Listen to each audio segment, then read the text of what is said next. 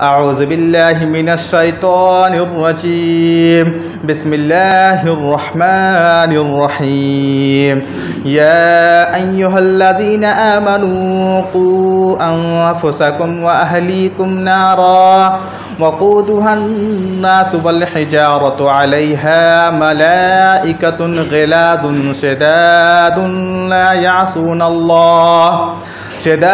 ला यासूनल्लाह मा अमरहुम व यफ़अलून मा युअमरून। ब्रादरान इस्लाम, दीनी मिली भाइयों, खुतबाए मसनूना के बाद सूरतुत तहरीम आयत नंबर 6 आपके सामने तिलावत की गई, जिसका तर्जमा यह है, ए ईमान वालों, अपने आप को जहन्नम की आग से बचाओ और अपने अहलो अयाल को भी जहन्नम की आग से बचाओ, उस आग से जिसका ईंधन इंसान और पत्थर हैं और जिस पर बहुत ही सख्त मिजाज फरिश्ते मुकर्रर हैं। वो फरिश्ते जो अल्लाह रब्बुल आलमीन के हुक्म की तामील करते हैं, अल्लाह के हुक्म की नाफरमानी नहीं करते हैं। मेरे भाइयों, इस आयत करीमा में अल्लाह तबारक व ताला ने मोमिनों की एक अहम जिम्मेदारी याद दिलाई है कि सबसे पहले अपने आप को जहन्नम की आग से बचाने की फ़िक्र करो और फिर उसके बाद अपनी बीवी, बच्चे, अहलो अयाल, रिश्तेदार को जहन्नम की आग से बचाने की फ़िक्र करो। मेरे भाइयों, इसी आयत करीमा को सामने रखकर आज के इस खुतबा जुमा में आपके सामने तरबियत औलाद वक्त की अहम ज़रूरत, इस मौजू पर रोशनी डालने की कोशिश करूँगा। दुआ कीजिए अल्लाह ताला मुझे सच हक कहने की तौफीक दे और हम सबको इन बातों पर ज़्यादा से ज़्यादा अमल करने की तौफीक दे, आमीन। मेरे भाइयों, सबसे पहली बात ये याद रखिए कि औलाद ये अल्लाह तबारक व ताला की तरफ से बहुत बड़ी नेमत है, नहायत ही कीमती नेमत है, अल्लाह की तरफ से बहुत ही बड़ी बख्शिश है।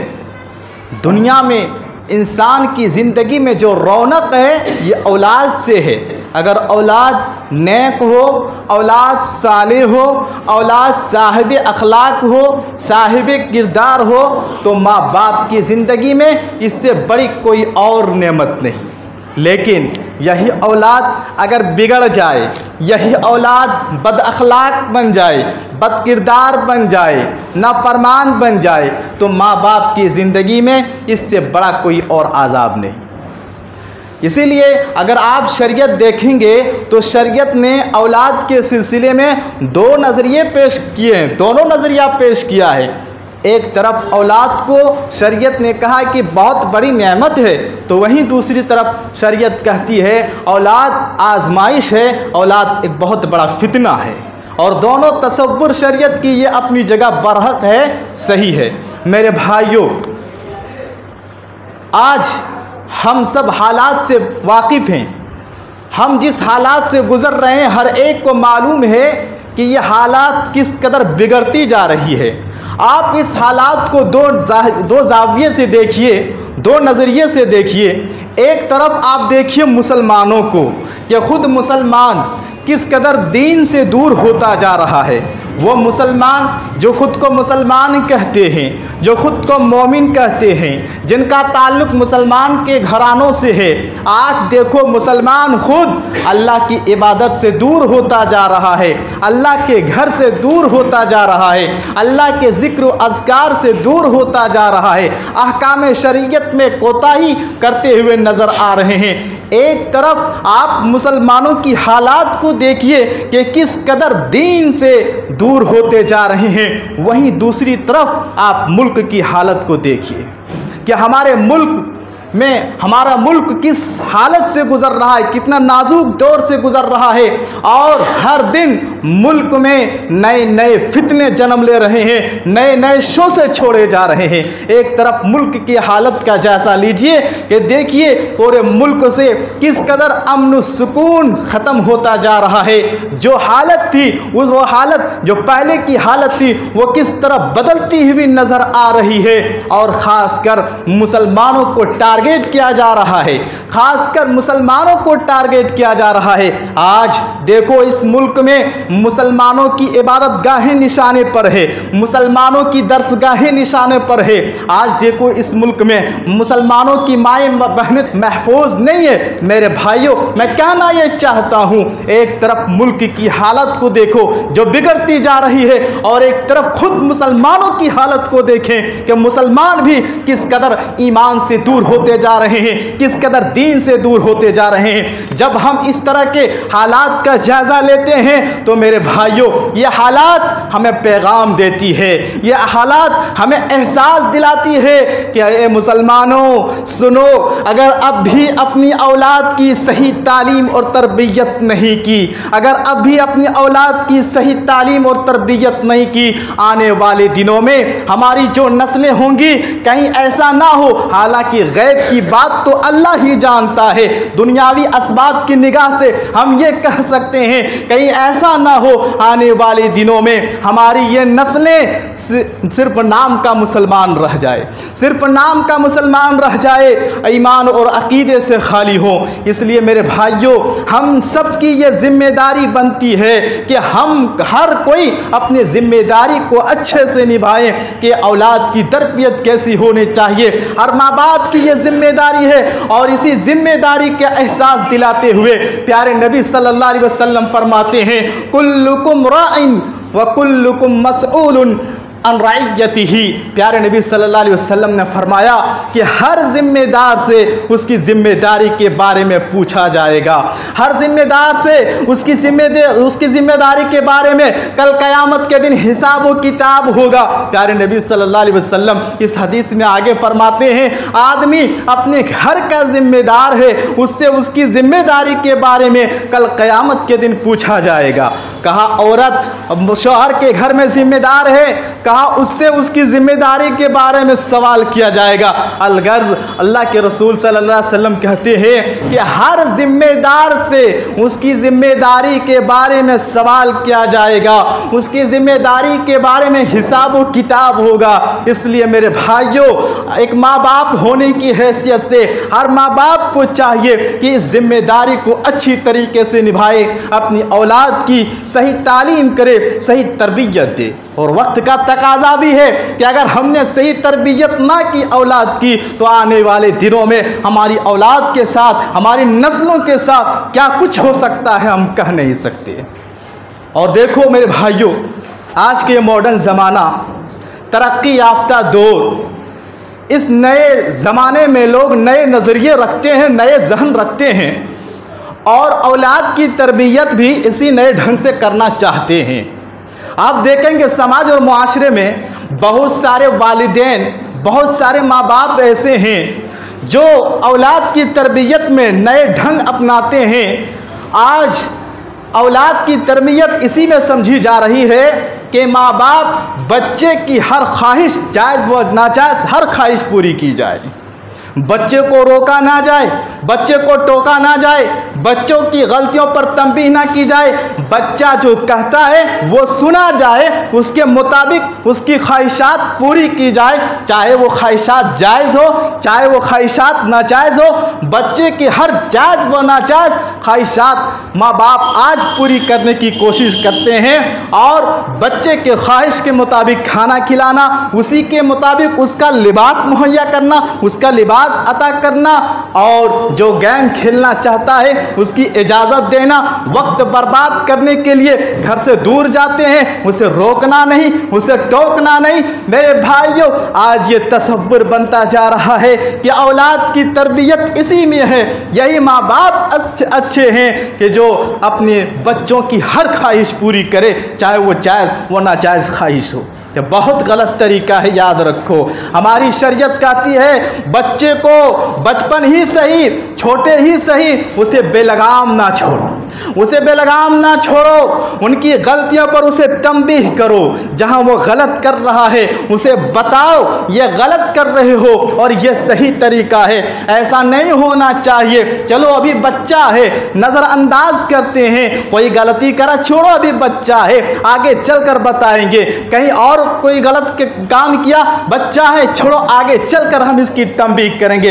ये तसव्वुर बहुत गलत है मेरे भाइयों। हमारी शरीयत ने इस सिलसिले में कितनी अच्छी रहनुमाई की है, अल्लाह अकबर। देखो कि हमारी शरीयत कहती है जब बच्चा बचपना की उम्र में होता है, लड़कपन की उम्र में होता है, उसे सही तालीम दो, उसे सही तरबियत करो। और इस सिलसिले में प्यारे नबी सल्लल्लाहु अलैहि वसल्लम की ज़िंदगी देखिए, प्यारे नबी सल्लल्लाहु अलैहि वसल्लम का उसवा देखिए, प्यारे नबी सल्लल्लाहु अलैहि वसल्लम का तरीक़ा देखिए, अल्लाह अकबर। प्यारे नबी सल्लल्लाहु अलैहि वसल्लम बचपन ही में बच्चों को सही तालीम और तरबियत दिया करते थे। सही बुखारी की एक रिवायत है, हज़रत उमर बिन अबी सलमा रज़ी अल्लाह ताला अन्हु कहते हैं, मैं बच्चा था, मैं छोटा था, प्यारे नबी सल्लल्लाहु अलैहि वसल्लम के साथ था, प्यारे नबी सल्लल्लाहु अलैहि वसल्लम के साथ खाने बैठा, बर्तन में मेरा हाथ कभी इधर जाता कभी उधर जाता, कभी मैं लुकमा यहाँ से उठाता कभी लुकमा वहाँ से उठाता।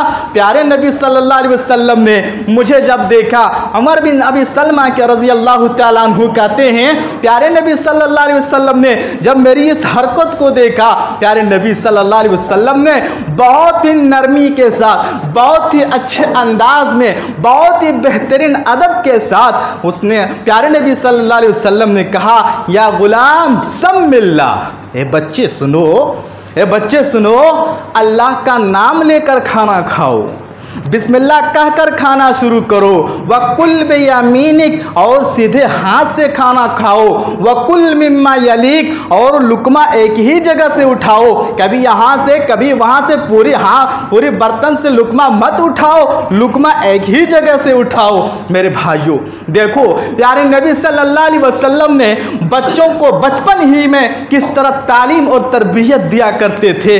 आपने ये नहीं कहा अभी बच्चा है छोड़ो, बाद में देखा जाएगा, बाद में बताया जाएगा, नहीं, अल्लाह के रसूल सल्लल्लाहु अलैहि वसल्लम ने वही उनको तंबीह की और वही बताया कि यह सही तरीका है, यह गलत तरीका है, ऐसा नहीं होना चाहिए और ऐसा होना चाहिए। तो मेरे भाई कहने का मतलब ये है, आज देखो समाज और माशरे में ये तसव्वुर है कि बच्चे की तरबियत इसी में है कि उसकी हर जायज़ व नाजायज़ ख्वाहिश पूरी की जाए, उनकी गलतियों को टोका ना जाए। अब होता ये है आगे चलकर ये बच्चा जब बड़ा होता है तो और माँ बाप के नाफरमान होते हैं, तब माँ बाप पछताते हैं, काश मैंने इसकी सही तालीम और तरबियत की होती। इसी तरीके से आज अगर आप समाज और मुआशरे का जायज़ा लेंगे तो समाज और मुआशरे में तरबियत औलाद के सिलसिले में एक बहुत ही गलत तसव्वुर पाया जाता है, एक बहुत ही गलत सोच पाई जाती है। क्या गलत तसव्वुर है? वह गलत तसव्वुर ये है, माँ बाप अगर अपने बच्चे को आलिम दीन बनाना चाहता है, आलिम बनाना चाहते हैं या कारी बनाना चाहते हैं, तो माँ बाप समझते हैं कि सिर्फ इसी बच्चे के लिए दीन की बुनियादी इल्म हासिल करना है, कुरान पढ़ना, दुआएं सीखना, सुबह शाम के अज़कार सीखना, नमाज का तरीका सीखना, आदाब सीखना, सिर्फ इसी बच्चे के लिए है जो आगे चलकर आलिम बनना चाहते हैं। और वही माँ बाप अगर बच्चे को डॉक्टर बनाना चाहते हैं कि आगे चलकर बच्चा डॉक्टर बने, इंजीनियर बने, लॉयर बने, प्रोफेसर बने या दुनिया के दीगर मैदानों में वो बच्चा आए, तो माँ बाप ये समझते हैं आज की इस दौर में कि इस बच्चे के लिए ये दीन की बुनियादी तालीम, दीन की बुनियादी तरबियत इसमें इन बच्चों के लिए नहीं है, इन बच्चों का ये बुनियादी तालीम इन बच्चों का हिस्सा नहीं है। ये बहुत गलत तस्वुर है समाज के अंदर। मेरे भाइयों, हमारी शरीयत कहती है हर बच्चे को बचपन ही में बुनियादी इल्म और तरबियत उसे आगाह कर देना चाहिए।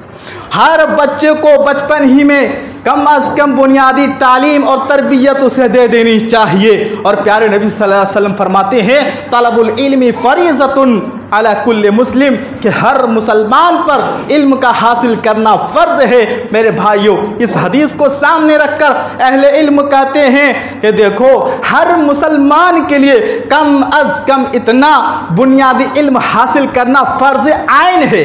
फ़र्ज़ आइन है, ज़रूरी है कि वो अल्लाह को जान सके, रसूल को जान सके, अल्लाह के हुकूक को पहचान सके, रसूल के हुकूक को पहचान सके, हुकूकुल इबाद को जान सके, हलाल और हराम में तमीज़ कर सके। कम अज़ कम हर मुसलमान को इतना इल्म हासिल करना ज़रूरी है। मेरे भाइयों, हमने और आपने जो आज ये तसव्वुर बना रखा है कि दीनी बुनियादी तालीम और तरबियत उन्हीं बच्चों के लिए है जो सिर्फ मदरसे में पढ़ते हैं या मदरसे में जाकर पढ़ रहे हैं, आगे चलकर आलिम बनने वाले हैं, और उन बच्चों का ये हिस्सा नहीं है जो आगे चलकर डॉक्टर बने, आगे चलकर प्रोफेसर बने। ये बहुत गलत तसव्वुर है। इसलिए मेरे भाइयों, ये भी एक हकीकत है, याद रखो, अगर किसी भी बच्चे को बचपन ही में उसकी बुनियादी तालीम बता दी जाए, सही तरबियत कर दी जाए, आगे चलकर दुनिया की किसी गोशे में वो जाए, अगर बचपन ही में उसे बता दिया जाए तौहीद क्या है, रिसालत क्या है, आखिरत क्या है, इस्लाम क्या है, हलाल और हराम क्या है, अगर बचपन ही में उसके जहन में ये बात डाल दी जाए, आगे चलकर बच्चा किसी भी मैदान में जाएगा, याद रखो वो बच्चा अल्लाह के फजल के बाद अपने ईमान और अकीदे की हिफाजत कर सकता है। इसलिए मेरे भाइयों, प्यारे नबी सल्लल्लाहु अलैहि वसल्लम का उसवा देखिए। प्यारे नबी सल्लल्लाहु अलैहि वसल्लम हमारे और आपके लिए आइडियल है, नमूना है। प्यारे नबी सल्लल्लाहु अलैहि वसल्लम बच्चों को बचपन ही में दीन की बुनियादी तालीम, दीन की बुनियादी बातें और सही तालीम और तरबियत बचपन ही से शुरू कर देते थे। हज़रत तिरमिज़ी शरीफ की रिवायत है, तिरमिज़ी शरीफ की रिवायत है, अल्लामा अलबानी रहमहुल्लाह इस हदीस को सही करार देते हैं।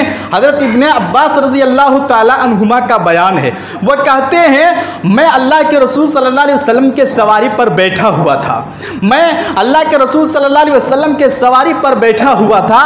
प्यारे नबी ने मुझसे कहा, इहफ़ज़िल्लाह यहफ़ज़का, कहा, ए बच्चे याद रखो, तू अल्लाह की हिफाजत करना, अल्लाह तेरी हिफाजत करेगा। अल्लाह की हिफाजत कर सकते हैं?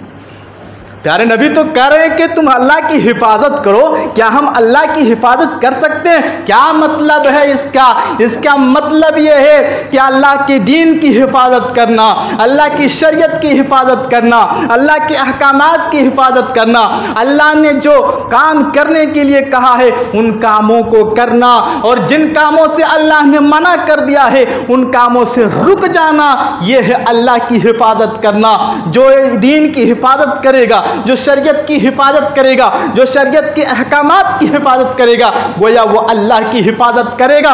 और जब इंसान ये करेगा तो अल्लाह के नबी फरमाते हैं, अल्लाह तेरी हिफाजत फरमाएगा, अल्लाह तेरी हिफाजत करेगा। फिर इसी हदीस में आगे चलकर प्यारे नबी सल्लल्लाहु अलैहि वसल्लम ने इस बच्चे यानी इब्ने अब्बास रज़ी अल्लाह ताला अन्हुम को कहते हैं, इज़ा सअलता फस्अलिल्लाह, जब तुम्हें मांगना हो तो अल्लाह से मांगना, किसी और के दरबार में ना जाना, किसी और के चौखट पे ना जाना, किसी और के आस्थाने पर ना जाना, किसी और के सामने हाथ ना फैलाना। जब तुम्हें मांगना हो तो अल्लाह से मांगना।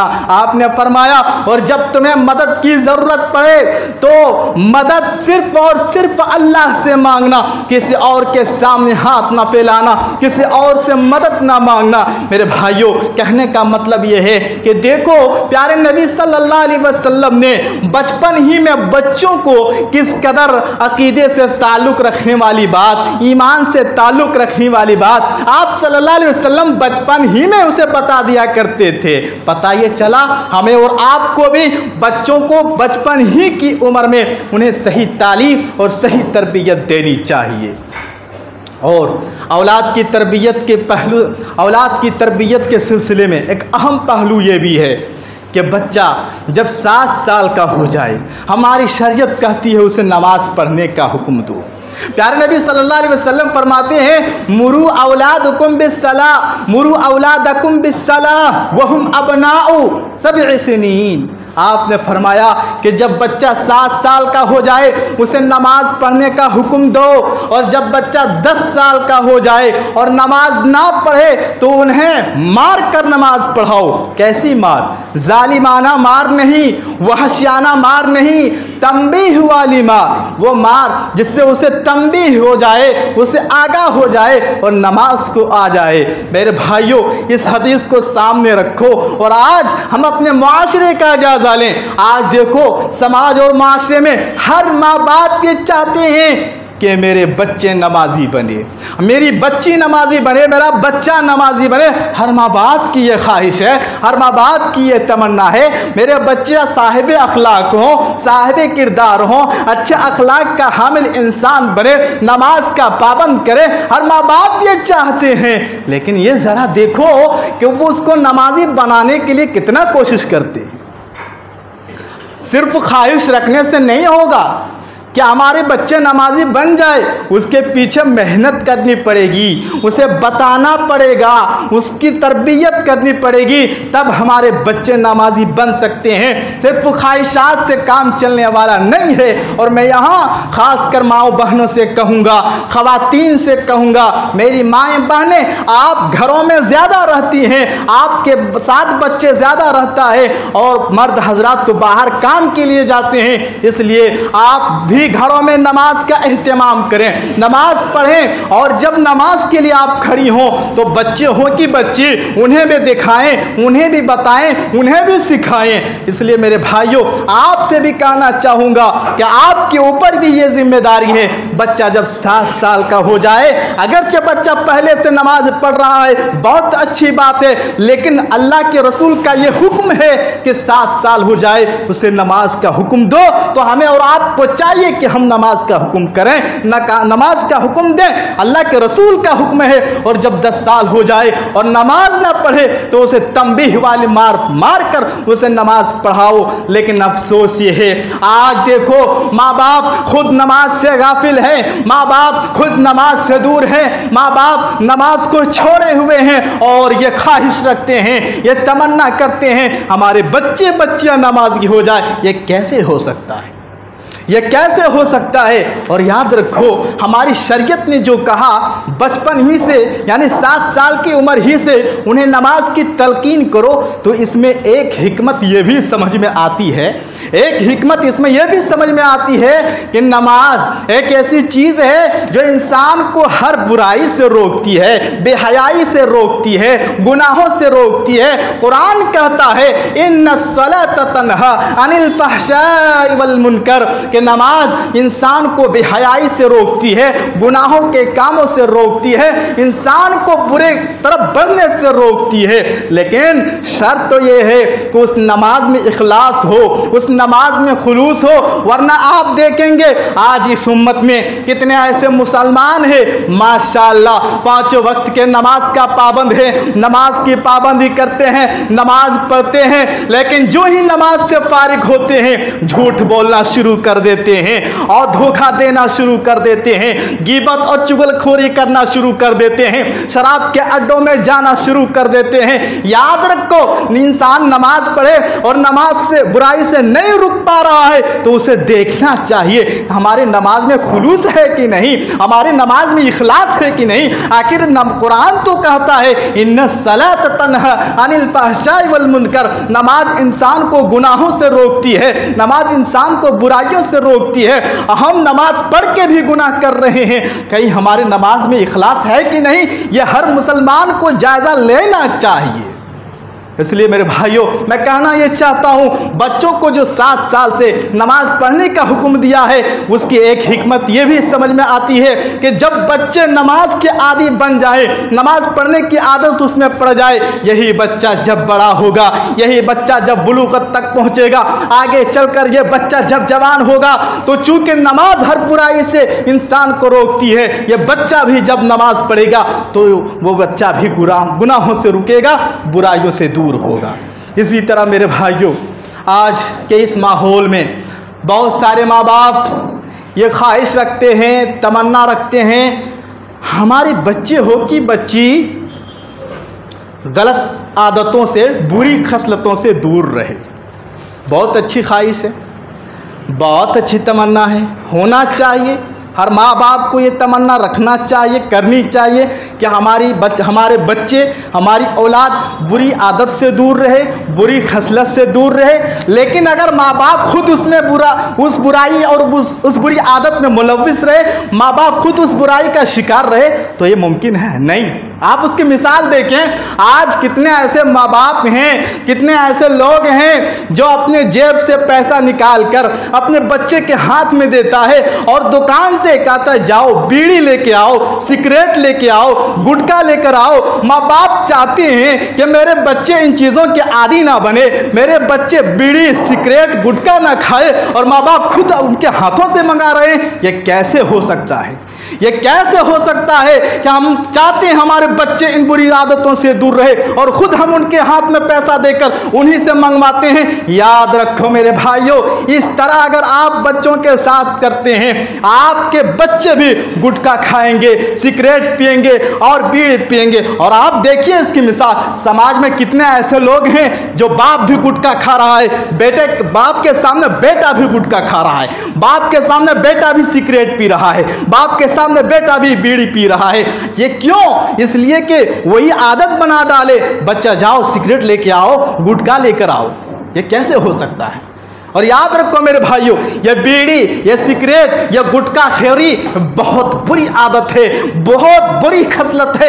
एक तरह से आप डॉक्टर से भी पूछेंगे तो डॉक्टर भी आपको यही सलाह देंगे कि इससे सेहत पर असर पड़ता है, इस पर सेहत पर बहुत बुरी असर होती है। और दूसरी तरफ माल का ज़िया है, माल का बर्बाद करना है। मुझे कोई एक फायदा दिखाओ, कोई एक फायदा बताओ कि गुटखा खाने से ये फायदा है, बीड़ी और सिगरेट पीने से एक फायदा है, कोई एक फायदा दिखाओ। नहीं दिखा सकते, इसलिए इसकी पैकेट पर लिखा रहता है ये खतरनाक चीज है, ये जहरीली चीज है, इसे मत इस्तेमाल करो। इसके बावजूद एक मुसलमान इन चीजों को देखकर, जानकर, बूझकर, समझकर गुटखा खाता है, सिगरेट पीता है, बीड़ी पीता है। बताओ यहां इंसान मनमानी जिंदगी गुजारता है कि नहीं? मेरे भाइयों, अपने लिए ना सही, अगर चाहते हो हमारे बच्चे इन चीजों से दूर रहे, अगर चाहते हो हमारे बच्चे बीड़ी गुटखा सिगरेट खोरी इस्तेमाल ना करे, तो आपको छोड़ना पड़ेगा, आपको छोड़ना पड़ेगा।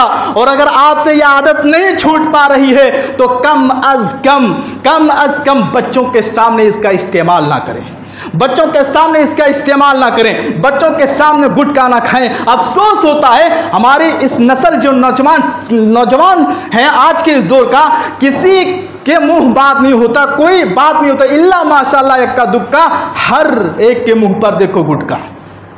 ये क्या है? हमने कैसा माहौल बना दिया?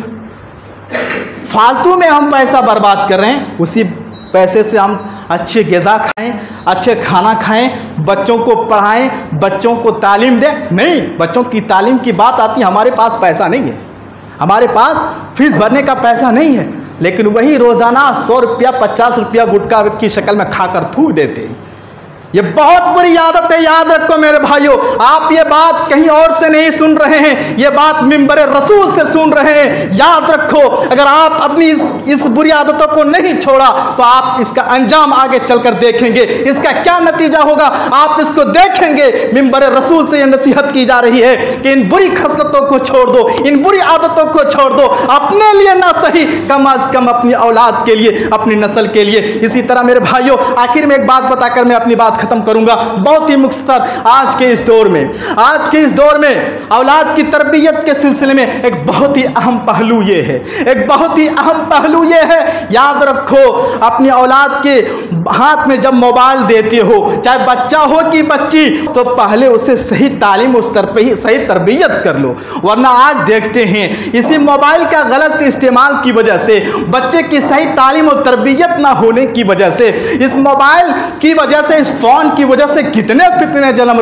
ले रहे हैं। माँ बाप समझते ये हैं मेरा बच्चा कमरे में अकेला सो रहा है, मेरी बच्ची कमरे में अकेली सो रही है, उनके हाथ में मोबाइल है, माँ बाप तो ये समझते हैं कि वो सो रहे हैं। हकीकत में आप देखेंगे वो रातों रात भर, अक्सर आप आज आपको ऐसे मिलेंगे, रातों रात भर चैटिंग होती है, रातों रात भर फेसबुक, यूट्यूब और ना जाने इन चीज़ों को, गंदी गंदी चीज़ों में इस्तेमाल करते हैं। एक फिक्र होती है हमें डाटा ख़त्म करना है। ये जो 1.5 GB मिला है, 1 GB मिला है, इसे 12 बजे रात तक ख़त्म करना है। इसे ख़त्म करने के चक्कर में वो बच्चे बच्चियां गंदी गंदी चीज़ें देखकर अपनी जवानी की, अपनी सेहत को बर्बाद कर रहे हैं। और इसी का नतीजा होता है, इसी का नतीजा होता है, एक दिन खबर मिलती है फला घराने से फला मुसलमान की लड़की, फला मुसलमान की बच्ची गैर मुसलमान लड़के के साथ भाग गई। इसी फोन का गलत इस्तेमाल करने का नतीजा होता है फला से खबर आती है फला का बच्चा गैर मुसलमान बच्ची को लेकर राह फरार हो गई। और याद रखो, इसी पर नहीं, आप देखेंगे खुद मुसलमान, इस मोबाइल का फितना देखो, इस मोबाइल के गलत इस्तेमाल का नतीजा देखो कि रिश्ते तय हो जाते हैं। लड़के को भी लड़की पसंद, लड़की को भी लड़का पसंद, रिश्ते तय हो जाते हैं। अभी निकाह 1 साल बाकी है, अभी निकाह करने में 2 साल बाकी है। होता क्या है, अभी लंबा बहुत देर है निकाह होने में। मोबाइल की वजह से दोनों में कांटेक्ट होता है, बातचीत शुरू करते हैं, जो बहुत गलत तरीका है। निकाह से पहले आप बात नहीं कर सकते, निकाह से पहले आप बात नहीं कर सकते। आज होता यह है, रिश्ते तय होने में देर, फिर फोन से गुफ्तगू शुरू होती है। नतीजा क्या मिलता है? नतीजा सामने को ये देखने को मिलता है, कभी तो ऐसा होता है कि दोनों खानदान वाले चाहते हैं ये रिश्ता हो जाए। अब चूंकि फोन पर लड़का लड़की गुफ्तगू करते हैं और फोन ही पर लड़ाई हो जाती है दोनों की, लड़के लड़की में। अब होता यह है, खानदान वाले चाहे कि रिश्ता हो, लेकिन वो लड़का और लड़की चाहते हैं कि रिश्ता ना हो, क्योंकि उन दोनों में नफरत हो चुकी है, फोन पर बात करते करते लड़ाई हो चुकी है। अब यहां से रिश्ता टूट जाता है, यहां से रिश्ता टूट जाता है। एक तरफ आप ये देखें, दूसरी तरफ आप देखें कि कभी ऐसा होता है कि बच्चा बच्ची, लड़का लड़की फोन पर बात करते करते इश्क मोहब्बत कर बैठते हैं, इश्क मोहब्बत कर बैठते हैं। अब दोनों खानदान में कोई बातचीत होती है, ऊंच नीच होती है, लड़ाई शुरू हो जाती है। खानदान वाले चाहते हैं ये रिश्ता ना हो, अब वो बच्चे और बच्चे चाहते हैं कि रिश्ता हो। अब होता क्या है, होता यह है, अब खानदान वाले तो ये रिश्ता करेंगे नहीं, आखिर में ये बच्चा और बच्ची घर छोड़कर भाग जाते हैं या फिर खुदकशी कर बैठते हैं। तो ये मोबाइल का गलत इस्तेमाल है। इसलिए मेरे भाइयों, मेरे माँ और बहनों, आपसे भी कहना चाहूँगा, अपने बच्चों और बच्चियों के हाथ में मोबाइल देते हो तो उससे पहले उसकी सही तालीम दो, उसे सही तालीम दो, उसकी सही तरबियत करो। और इस तरह के बहुत सारी चीज़ें हैं मेरे भाइयों। कहने का मतलब ये है, आज ये वक्त की ज़रूरत है कि हम औलाद की सही तालीम दें, सही तरबियत करें। हम मुसलमान खुद ईमान से दूर होते जा रहे हैं और एक तरफ मुल्क की हालात हमें यह पैगाम देती है कि अपनी औलाद की इस्लाह करो, अपने औलाद की सही तालीम और सही तरबियत दो। ये चंद बातें थी। अल्लाह ताला से दुआ कीजिए, अल्लाह ताला हम सारे मुसलमानों को सच बात, हक बात और सही बात समझने और इन बातों पर ज़्यादा से ज़्यादा अमल करने की तौफीक दे। आमीन।